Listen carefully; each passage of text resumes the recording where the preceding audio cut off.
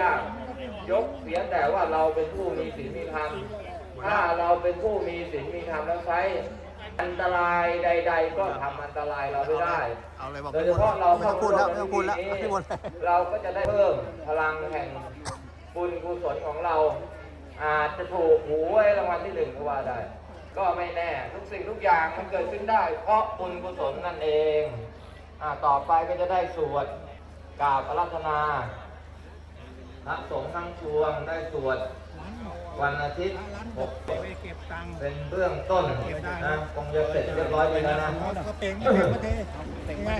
อุเทตยันจาภูมาเอกลานาเรียตวันนวปดาวิปปะตัวตัน